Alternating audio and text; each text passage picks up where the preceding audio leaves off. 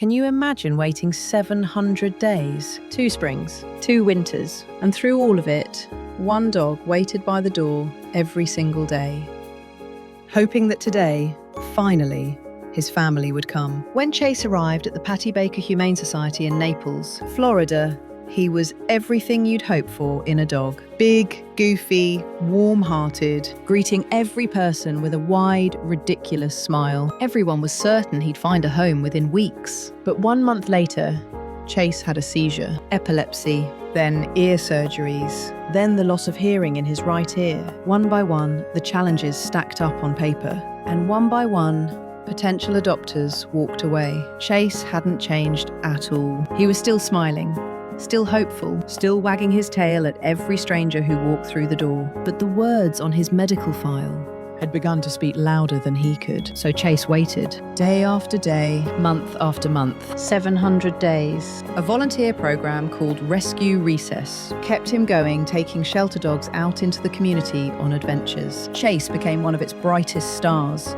meeting new people and exploring the world beyond the shelter walls. Every single time, he came back with that same enormous smile. He never stopped believing someone was coming for him. And then, one ordinary day, a woman stopped in front of Chase. She looked at his file, the seizure disorder, the hearing loss, the 700 days, and she didn't flinch. She ran a clinic specializing in headaches and seizures. She had spent her career helping people navigate the very condition that had kept Chase waiting. And years before, she had loved another dog with epilepsy, all the way to the end. This wasn't a coincidence. This was a perfect match, one that could only happen after a very long wait. Every door that closed, every family that walked away. They weren't rejections, they were redirections, quietly pointing Chase toward the one person who was always meant to find him. Today, Chase is home, loved completely,